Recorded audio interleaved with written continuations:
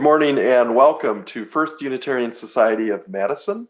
My name is Reverend Roger Birchhausen and I'm the interim minister. I am joined in worship today by Reverend Kelly Cracker, by Drew Collins, Linda Warren, the Zappala Voss family, Jennifer Yancey, Tamara Brognano, the virtual children's choir, the virtual teens choir, and Daniel Carnes and Stephen Gregorius.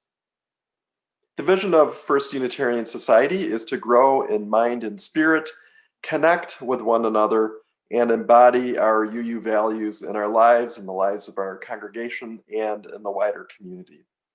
This morning we gather for a long time FUS tradition. That's the celebration of All Saints and All Souls Day. And this connects us to the past at FUS, and also to FUS's partners in Nagjoita, Transylvania, where All Saints Day and All Souls Day are very, very important holidays. We invite you warmly to join us for coffee hour immediately following the service. You can find the information to link to the Zoom room on FUS's website, and also there'll be a slide at the end of the service. And now I invite you to pause for a minute in the rush of these days and the noise of these days, to take a few deep breaths, to ground yourself and bring yourself to this time, this virtual community. Bring yourselves, all of yourself, to this place.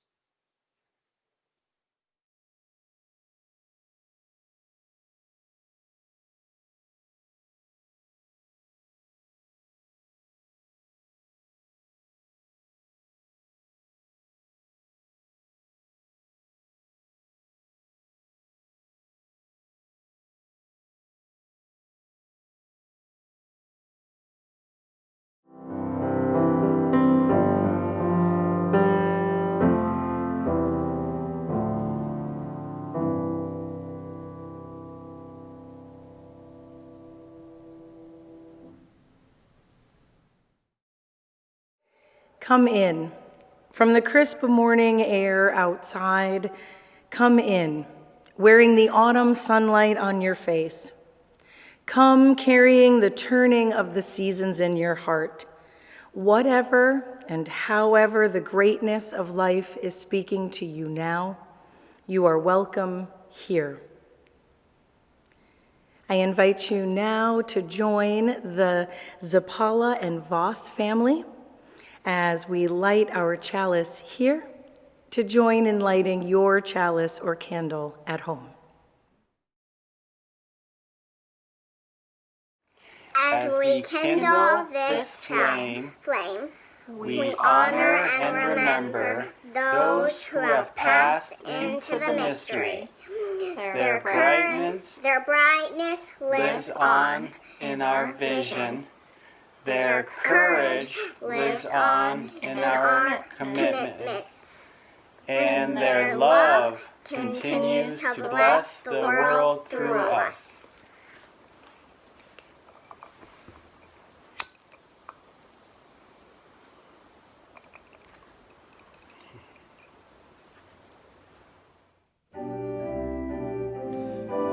Please rise in body and or spirit and join together in singing hymn number 103, For All the Saints.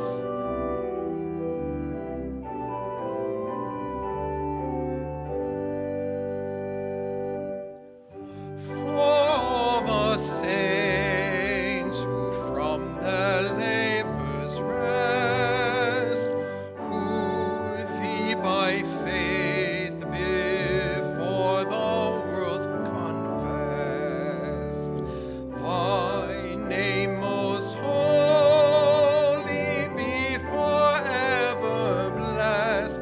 Alleluia, alleluia. Thou wast their rock, their shelter, and their might, their strength and solace in the well-fought fight. Thou in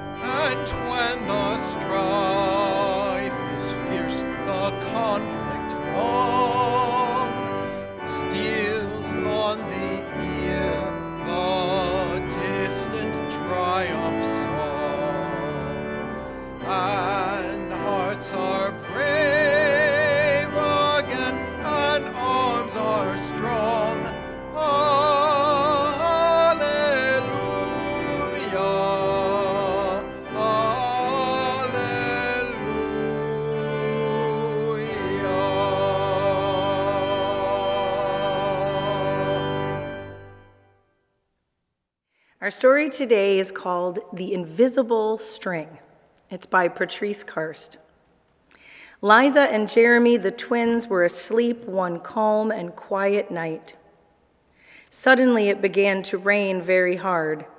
Thunder tumbled until it got so loud that it woke them up. "Mommy, Mommy," they cried out as they ran to her. "Don't worry, you two. It's just the storm making all that noise. Go back to bed." "We want to stay close to you," said Jeremy. "We're scared." Mom said, "You know we're always together no matter what." "But how can we be together when you're out here and we're in bed?" said Liza. Mom held something right in front of them and said, "This is how." Rubbing their sleepy eyes, the twins came closer to see what Mom was holding. I was about your age when my mom first told me about the invisible string. "I don't see a string," said Jeremy. "You don't need to see the invisible string.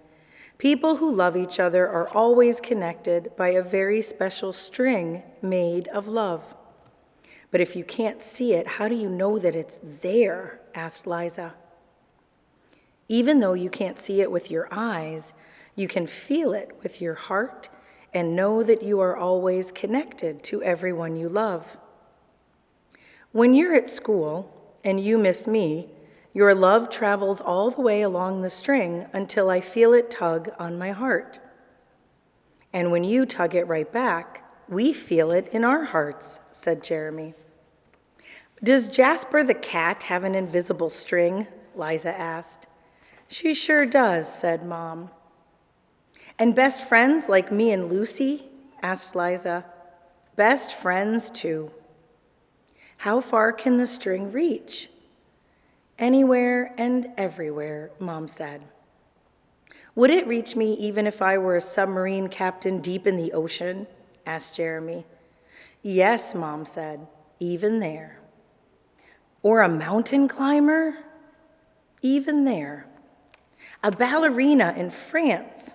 "Even there." "A jungle explorer?" "Even there." "How about an astronaut out in space?" "Yes, even there." Then Jeremy quietly asked, "What about Uncle Brian? He died. Can my string still reach him?" "Yes," Mom answered. "It still reaches all the way to him." "Does the string go away when you're mad at us?" "Never," said Mom. "Love is stronger than anger, and as long as love is in your heart, the string will always be there. Even when you get older and can't agree about things like what movie to see, or what game to play in the back seat, or what time to go to bed. That's right, you two should be in bed."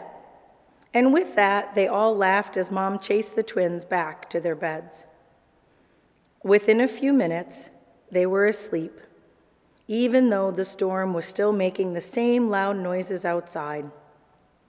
As they slept, they started dreaming of all the invisible strings they have, and all the strings their friends have, and their friends have, and their friends have, until everyone in the world was connected by invisible strings.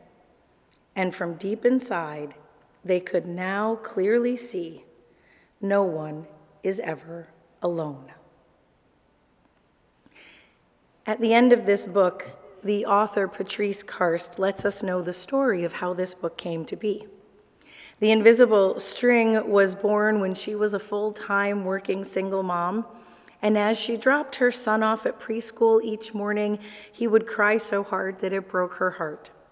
And so she told him what was obvious to her, that an invisible string made out of love always connects us. In fact, not only would it connect us all day long, but forever and ever. She continues to say that we live in tumultuous times, to say the least, but what affects one of us affects the whole of us.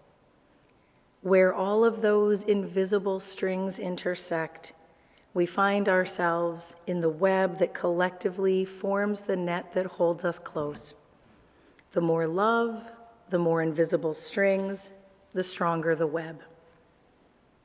She ends the book, to love and all her strings, to you, may you remember, you are never alone.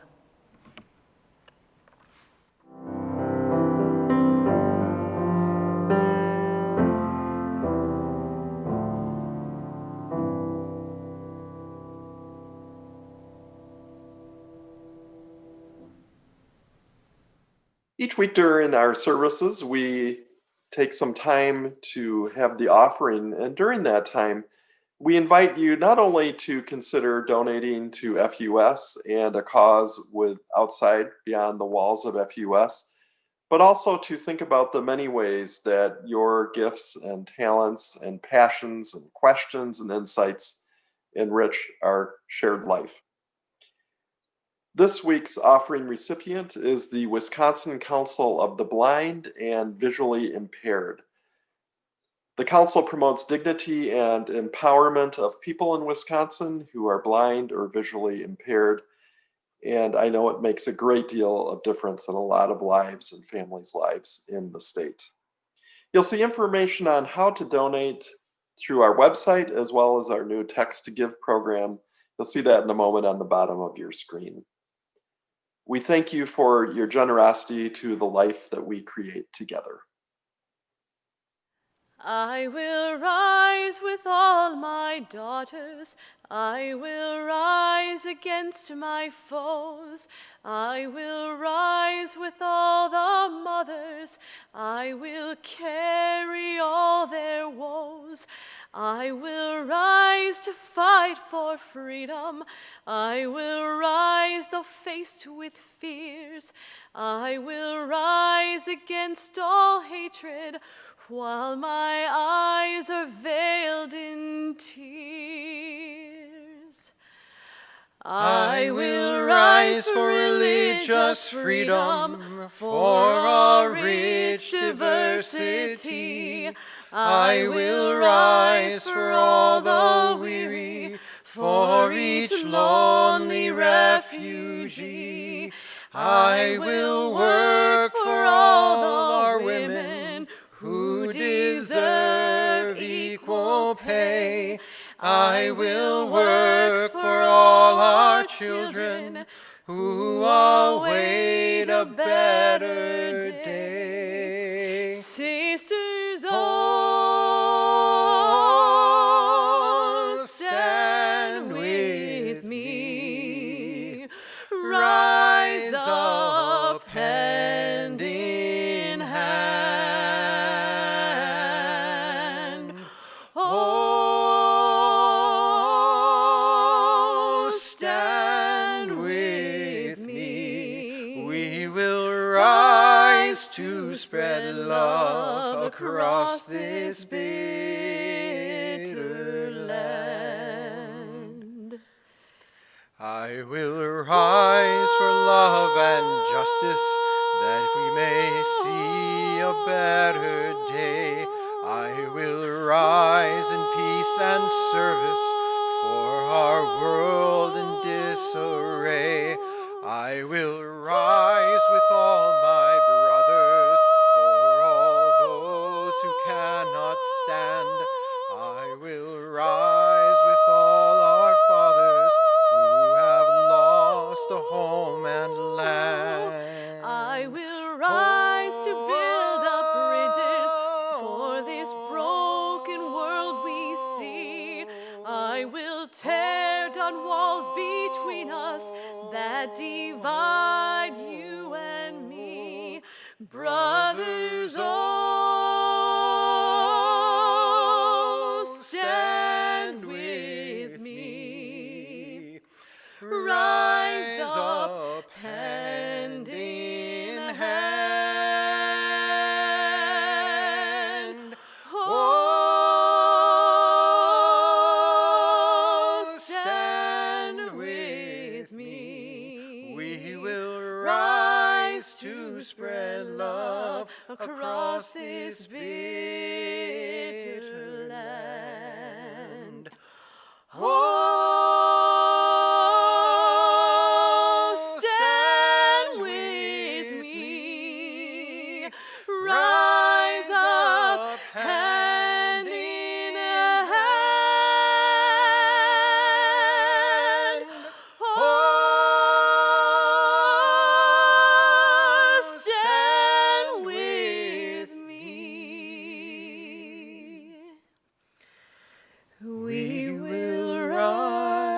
to spread love across this bitter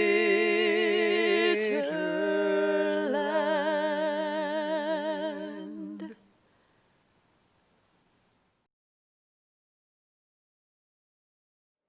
One of the things I loved about the church of my childhood, St. Patrick's, was the windows. Ornate stained glass that would bring every color of the window into our pew and sometimes into my lap during Mass. There was Moses and his stone tablets, Noah and all his animals, and the one that was my favorite because it was just filled with people, nameless, storyless people who simply bore the plaque, the great cloud of witnesses. Once a year on this weekend, this time of Samhain and All Souls and All Saints, the priest would walk over to that window and repeat the line from the Bible, the book of Hebrews, which says, "Therefore, since we are surrounded by such a great cloud of witnesses, let us throw off everything that hinders and the sin that so easily entangles, and let us run with perseverance the race marked out for us." This cloud of witnesses was to serve as a reminder of all those whose lives can inspire ours. I remember sitting in that hard wooden pew as the sun streamed through all of those faces, imagining who I would put in that window if I was thinking of my ancestors as a cloud of witnesses. On that Sunday, we would be reminded that when times are hard, it is our cloud of witnesses that we can call upon to inspire us, to hold us up, to remind us that we are not alone, that people before us faced challenges and struggles, that they found a way when there was no way, that they survived, that their story lives on in us. For communities around the globe, remembering the ancestors is not just cultural tradition, it is a form of spiritual sustenance, a way to keep going in difficult times, bringing a sense of comfort, even peace. After the Mass, my family would then go and visit the graves. It was the time of year to clean away any summer flowers past their bloom, remove leaves that had fallen, and whisper messages of, "I miss you, we love you, we're here, and we remember." My mother used to love to walk in cemeteries when I was a child. "It's quiet," she would say, "and you feel like you're surrounded by stories, all their stories, whether ones they would want you to know or not, they're all here." I think it was also being in a place that held not only her parents, aunts, uncles, grandparents, nieces, and nephews, loved ones lost at 80 years and those lost at 2 days. Being in that place helped her feel those invisible strings that still connected her to her great cloud of witnesses, bringing her a sense of peace. Reverend Victoria Safford writes, "In many places in the world, on the Day of the Dead, people bring picnics to the cemetery. They spread their blankets on the graves, they play ball there, they laugh, they weep, babies sleep. It was common once in small towns in America as well as different times of the year, and you can see why. You gain perspective there. There's a peace there that's connected to humility, which is connected etymologically to humus, which is the earth, the fertile soil that's left when the roots and leaves, the bones and blood of living things break down. You can feel in such a place a deep connection, not only to the one you've lost, but to all of them and all of us, and a kind of respect or even gratitude for all the lives they tried to lead. That universal human sympathy, might incline you toward a more specific gesture of forgiveness for someone who's died, if forgiveness is appropriate. And if it isn't, then maybe there's an indication at long last to let go. As I walk in the cemetery, Victoria wrote, I am reminded of the words of the poet Linnea Erickson. People move in and out of each other's lives, and each leaves their mark on the other. You find you are made up of bits and pieces of whoever touched your life. People important to you, people unimportant to you, cross your life. Touch it with love and sometimes carelessness and move on.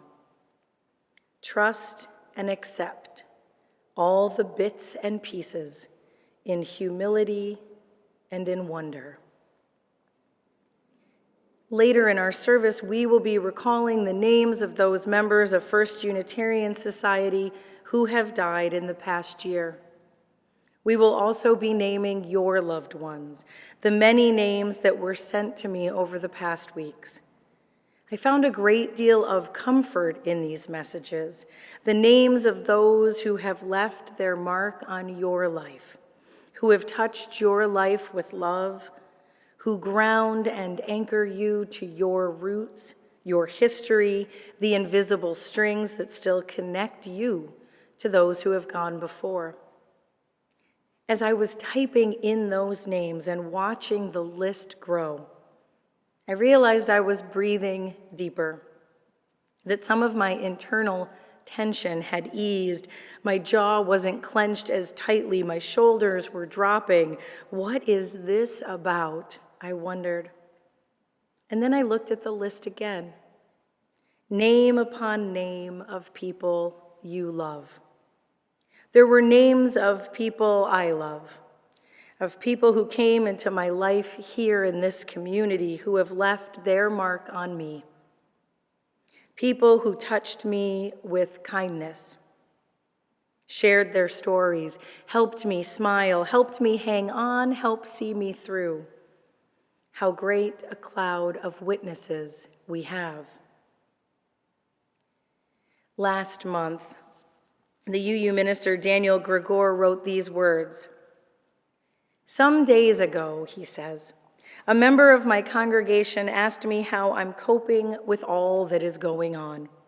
A pandemic with no end in sight, the continuous loop of Black men being killed in the street, a president who delights in stoking the fires of suspicions and resentment. And if that were not enough, even the sun appeared to lose some of its shine because of the smoke of Western wildfires darkening the skies. And this was all before the death of Supreme Court Justice Ruth Bader Ginsburg. How do I not fall to pieces every day in a world so clearly on the very edge of a vast chasm, anarchy in every valley down below? Everything is bewildering in this brave new world with its checklist of 2020 anxieties. What can save us from the madness of despair? I told my parishioner that the thing that helps me is remembering that I am not alone in all of this. Yes, I have people around me, my wife, our families, but better still, I have the people who came before me. I have ancestors who were never meant to survive, but they did. They survived the sugar plantations of Haiti, the occupation of their land by American forces in the 20th century, not once, but twice, brutal dictatorships, exile. I have ancestors and contemporaries who survived the upheavals of the 1960s, riots in cities across the United States, violence against people who were Black or immigrants or gay. I am my ancestors' wildest dream come true, and I would not be here if it weren't for their dreamings, their hopes, most importantly, their living. None of us would be here were it not for those who lived and won a fight that they were not meant to survive. That's what helps me. What helps you? A piece of remembering the ancestors that helps me is to remember them in their fullness. Remember the whole of them, the pieces we loved and still cherish, and the pieces that we may not want to remember. I never really thought of this until I was at a family gathering and my mother turned to her two brothers who were currently reminiscing about their father, and she said, "Did Dad teach you anything about being a father?" And my uncle took a deep breath and slowly said, "Sure, he taught me what not to do." Our ancestors were human, just as we are. I don't think it does us any good only remembering the parts that make us smile, because the learning we receive from their lives comes from the examples we want to follow, as well as the lessons that remind us that we are choosing a different way. This realization that our ancestors have left both joy and pain is true in our personal lives and in the history of our faith as well. There are many moments when we remember our courageous spiritual ancestors who fought oppression, who worked for equality and freedom and peace. Olympia Brown, Theodore Parker, Clara Barton, Horace Greeley, among others. Yet there are moments we don't talk about as often. There are painful moments in our Unitarian and Universalist histories, and those that are challenging for us to learn from. But these are stories that help us forge a way into the future. Reverend Mark Morrison Reed has been sharing the story of Joseph Jordan, the first African-American Universalist minister. In 1892, Joseph Jordan founded an African-American congregation in Norfolk, Virginia. What we most commonly understand about this story is that the Universalist denomination helped support that congregation and its school. However, Reverend Morrison Reed completes the story by telling the painful and important parts that have been left out. Joseph Jordan wanted to found a Universalist theological school to train African American ministers. He needed $6,000 for this endeavor. He traveled the Northeast raising funds, but was only able to collect $1,500. To put this in perspective, in 1890, Universalists began their mission in Japan. In contrast to the reluctance to fund a theological school for African American ministers, they contributed $6,000 per year to the Japanese mission and up to $275,000 at one point. This tale points out the systemic racism which existed in both the Universalist and the Unitarian denominations. Mark Morrison Reed asks, what would we be like now if there had been Black Universalist preachers preaching about God's enduring love? What would our music be like if Black UU preachers sang with their congregations about freedom? We learn about the racism in our own history in order to learn how to move forward into wholeness and into a more just and anti-racist society. I tell you this story out of honesty and love in hopes that it spurs you, me, all of us on toward wholeness, that it energizes us to keep working for justice. I tell you this as a reminder that we need to learn from our past so that it can impact our future. Or as the philosopher Soren Kierkegaard once said, life can only be understood backwards, but it must be lived forwards. As you remember your great cloud of witnesses, those who loved and shaped you into who you are today, may you remember the whole of who they were. May you honor them in their complexity, the fullness of their beings. For in doing so, we may grow in compassion and in love, in empathy and understanding, forgiveness, and perhaps we can begin the work of repair and healing. This is our work in our own lives, in our communities, and in our nation. Whatever happens in the week ahead, with an election that is very much about the shaping of our future, we know that we need to be about the work of repair, of healing, and that we will need the lessons and examples and love of a great cloud of witnesses to make it so.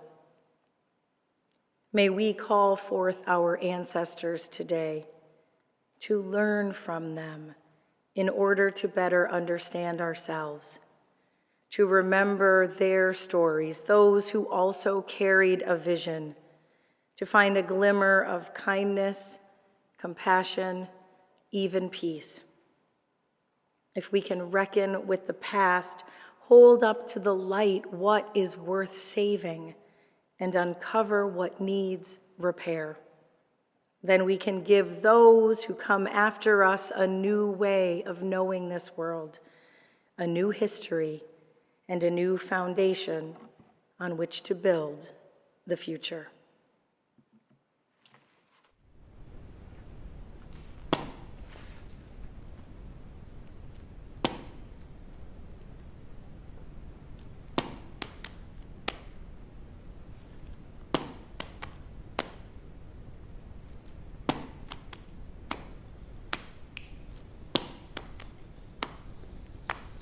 What happens when a woman takes power?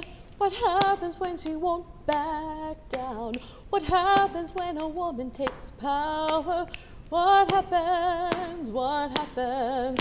What happens when a woman takes power? What happens when she won't back down? What happens when a woman takes power? What happens? What happens? What happens when a woman takes power? What happens when she won't back down? What happens when a woman takes power? What happens when she wears the crown? What happens when she rules her own body? What happens when she sets the beat? What happens when she bows to nobody? What happens when she stands on her own 2 feet? What happens when a woman takes power? What happens when she won't back down? What happens when a woman takes power? What happens? What happens? What happens when a woman takes power? What happens when she won't back down? What happens when a woman takes power? What happens when she wears the crown? War, we rise above war. We lead with love, war. We have won, we are one, we've just begun. War, we rise above war. We lead with love, war. We have won, we are one, we've just begun. What happens when a woman takes What happens when a woman takes power? What happens when she won't back down? What happens when a woman takes power? What happens? What happens when a woman takes power? What happens when she won't back down? What happens when a woman takes power? What happens? What happens when a woman takes power? What happens when she won't back down? What happens when a woman takes power? What happens? What happens? What happens? What happens? What happens when she wears the crown?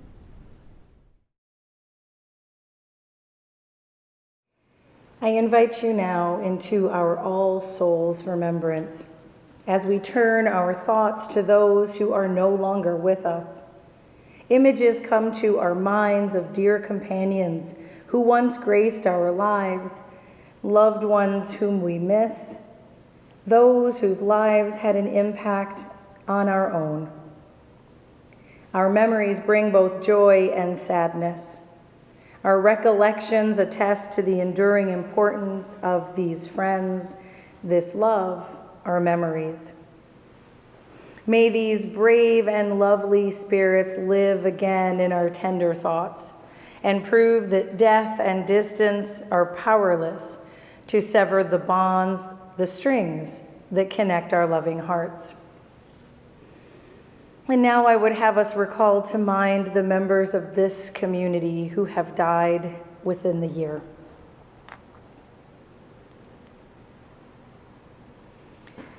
Glenn Sonnedecker.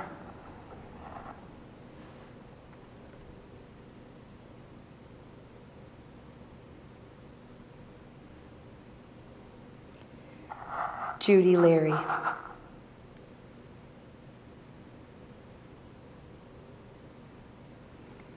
Carol Palmer.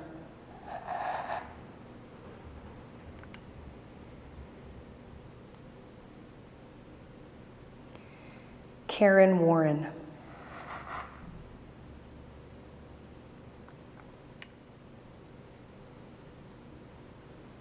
Dick Walker.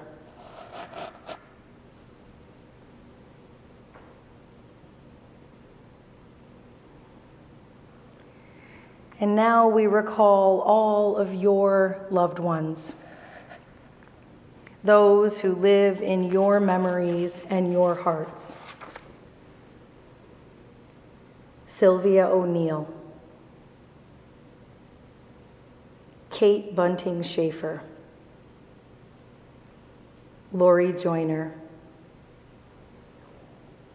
Livia Bergen, Kurt Bergen, Tom Linzer, Hal Wolf, Ellsworth Snyder, Lenore Lusson, Vaughn Bird,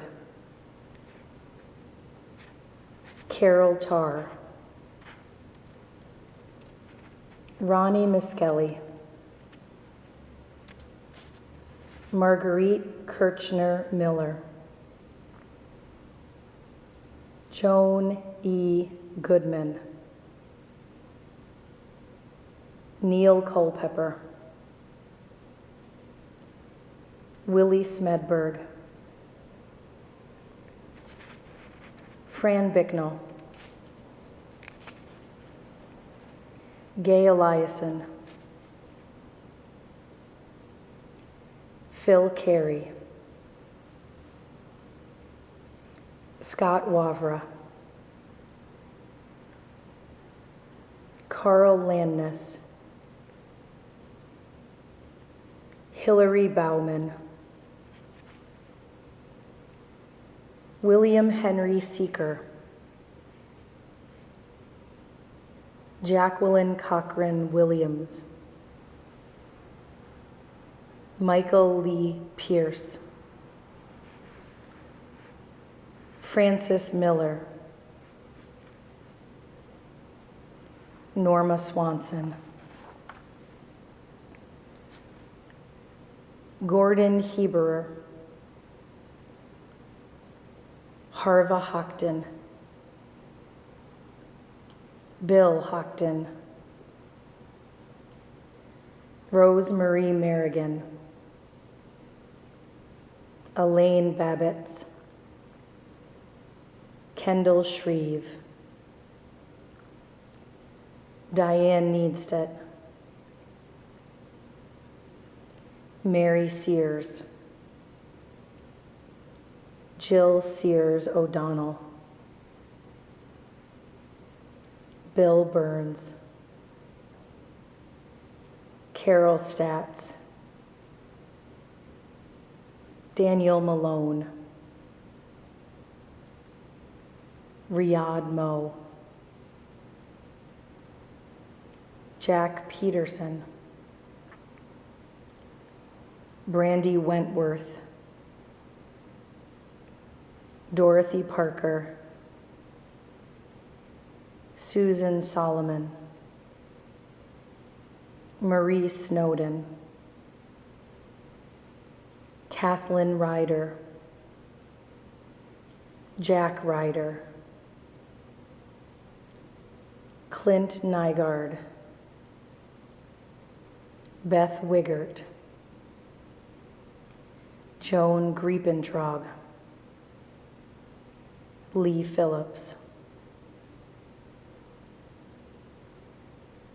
Spirit of life, whom we know best in our own loving and being loved, hold us as we remember those we have loved and those who have loved us. May our gratitude sparkle in our lives. May our tears quench our souls. Help us to know that we are not alone in our grieving, and help us also to come to that peaceful place in which we can take what we learned from those who have gone before. Remind us that we too are mortal, and the only enduring legacy we leave is the love that shines through our lives. Blessed be, and amen.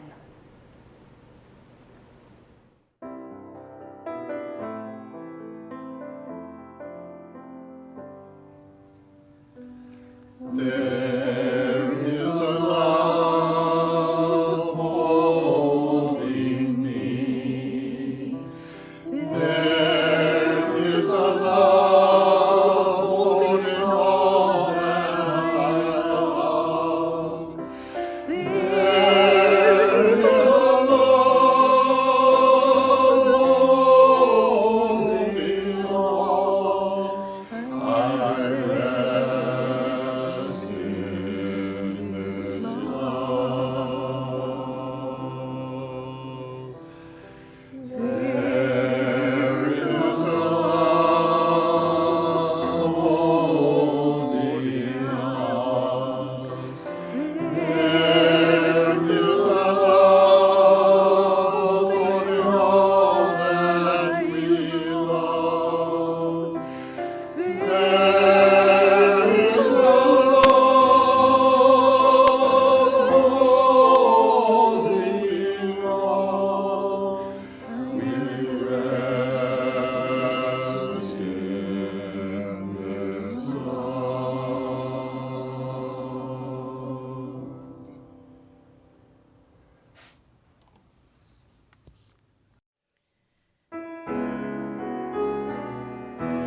Please rise in body and or spirit to sing Answering the Call of Love. The promise of the Spirit, faith, hope, and love abide, and so every soul is blessed and made whole. The truth in our hearts is our guide. We are answering the call of love. Hands joined together as hearts beat as one. Emboldened by faith, we dare to proclaim we are answering the call of love. Sometimes we build a barrier to keep love tightly bound, Corrupted by fear, unwilling to hear, denying the beauty we found. We are answering the call of love. Hands joined together as hearts beat as one.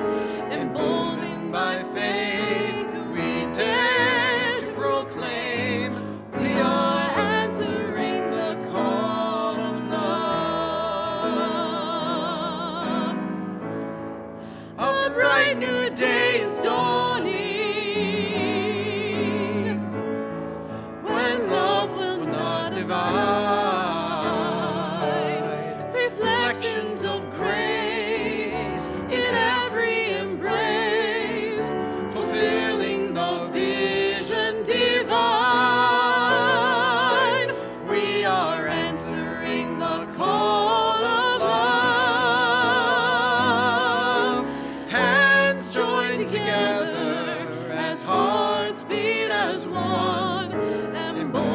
by faith we dare to proclaim, we are answering the call of love. We are answering the call of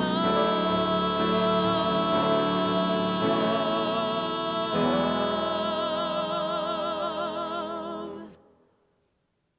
In the struggles we choose for ourselves, in the ways we move forward in our lives and bring our world forward with us. Those who lived before us are with us still. The lives they lived hold us steady. Their words remind us and call us back to ourselves. Their courage and love evoke our own. As we extinguish our chalice, may we remember the great cloud of witnesses. May we, the living, carry them with us. We are their voices, their hands, and their hearts. We take them with us, and with them, choose the deeper path of living. Blessed be, and go in peace. Resilience, we are strong. Shoulder to shoulder, keep moving on. Resilience, make a new plan.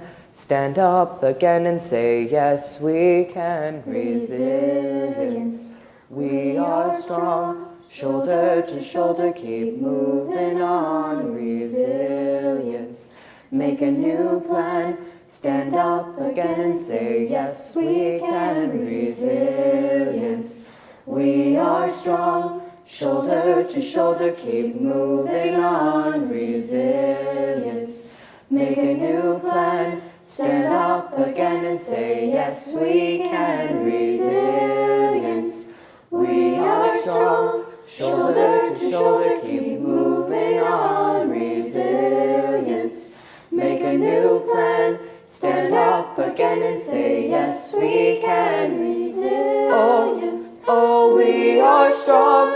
Hold on. I want to make it and I know we will. Yes, it's hard to keep going, but it's worth to stand still. Oh, we are strong. Hold on. I want to make it and I know we will. Yes, it's hard to keep going, but it's worth to stand still. Resilience.